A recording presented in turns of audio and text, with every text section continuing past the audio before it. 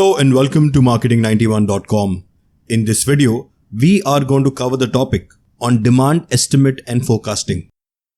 Let's start with the introduction. Demand forecasting is a reliable prediction, estimate or forecast of the behavior or course of market demand for a particular product. It may be made at the following levels. First, firm level demand forecasting. At the micro level, an individual firm may forecast market demand for a product in the industry as a whole. Next, industry level demand forecasting. At the industry level, an industrial association may forecast the market demand for a product in the industry as a whole. And finally, national level demand forecasting. At the macro level, a country or nation may forecast aggregate demand for some important commodities or products at the national level. Moving further, the significance of demand forecasting. First, price fixation. Second, production planning. Third, inventory control. Fourth, sales forecasting. Fifth, short-term financial requirements. Sixth, growth and long-term investment plans. Seventh, replacement. 8, budgeting. 9, stability. And finally, demand forecasting at macro level. Now let's look at short and long-term forecasting. Starting with short-term forecasting. It refers to determining demand estimates, that is, demand volume for a firm's product in the short run, usually between a month to a year, depending upon a firm's nature and scale. This forecast is performed on an annual basis and is subdivided month-wise. And finally, the plant size remains fixed, that is, factors like machine remain constant, only variable factors like raw materials vary in amount. Moving on to long-term forecasting. It refers to demand forecast for a firm's product in the long run for periods exceeding 1 year. The plant size can be fully increased or decreased by increasing or reducing the firm's production capacity. A firm's decision regarding the expansion or contraction of its production capacity is based on long-term demand forecasting. Now moving on to the objectives of short-term and long-term demand forecasting. Objectives of short-term. First, fixing sales target. Next, determining a sales policy. Next, determining a purchase policy. Moving further, adoption of a pricing policy. And finally, formulation of short-term financial policy. Whereas the objectives of long-term demand forecasting entail long-term production planning, long-run financial planning, and manpower planning. Now moving on to the methods for demand forecasting. They entail two broad methods, survey methods and statistical methods. Now let's look at each one of them briefly, starting with the survey methods, under which the first is the expert opinion survey. These surveys are based on opinion of experts who deal in the same or similar products and can predict a product's likely sales. The advantages include the method is simple and requires minimum statistical work, and the time available for forecasting may be very short, whereas the disadvantages are likely to be biased and is often purely subjective, and experts may not know of broader economic changes that impact future demand. Moving on to Delphi method, an attempt is made to arrive at a consensus in an uncertain area by questioning a group of experts repeatedly until their responses appear to converge. The advantages are it generates a non-structural opinion instead of an unstructured one, enables respondents to be forthright in their views. Disadvantages entail tedious and costly, and the success depends on expertise, knowledge, experience, and aptitude of the coordinator. Moving on to the third, consumer survey method. Demand forecasts are prepared by surveying consumers' intentions by questioning them about their future consumption plans.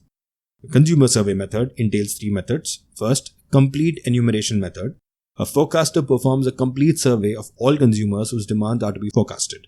Advantages: the forecaster does not introduce any personal bias or value judgment. And finally, it's likely to be more accurate than other methods. But the disadvantages entail its tedious and cumbersome process that may be unsuitable if the number of consumers is very large, and time-consuming and costly. Moving on to the second method under consumer survey method, that is the sample survey method. The forecaster selects a sample of consuming units from the relevant population and then collects data on their probable demands for the product in the forecast period. Advantages: less tedious and less costly and subject to less data error, and useful in detecting changes in consumer tastes and preferences and in determining consumer expectation about future prices. Disadvantages include: first, sampling errors may exist, and finally, the success depends on the cooperation of the selected consumers. Moving on to the third method under consumer survey method, that's the end use method. Product demand is forecasted through a survey of its user. This method is used when a product is used for more than one purpose. The advantages are, it provides use-wise or sector-wise demand forecast and it helps government in framing policies. Whereas the disadvantage entails every firm must have an accurate production plan for the future. Moving on to the fourth method of market experiments. Market experiments are conducted to generate demand forecasts. There are two approaches. First, the actual market experiment, which are conducted in actual marketplace in several ways. The advantages. Market experiments are very useful for introducing a product for which no other data exists, whereas the disadvantages entail inferences drawn may not be realistic as the experiment may be conducted on a limited scale and over a short period of time. And also, competitors may try to sabotage the experiment by changing the determinants of their products. Moving on to the second method under market experiments, which is the simulated market experiment, which is also known as consumer clinics. A set of consumers may be provided with a sum of money and asked to shop in a simulated store. During the experiment, the prices of products, packaging, advertising, etc. will be varied to observe how consumers react to these changes. The shortcomings of this method are consumers are unlikely to act normal as they would in a real market situation, and the sample of participants is likely to be very small because of the high cost of conducting this experiment. Moving on to the statistical methods. First, trend method. Time series data of variable under forecast are used to fit a trend line either graphically or through statistical least square methods. The advantage is it provides a dependable forecast and does not require formal knowledge of economic theory in the market. Disadvantages: 1. Assumes that the past is repeated in the future. Moving on to the next, which are known as the regression method, most commonly used forecasting method that uses economic theory and appropriate statistical estimation methods to forecast demand.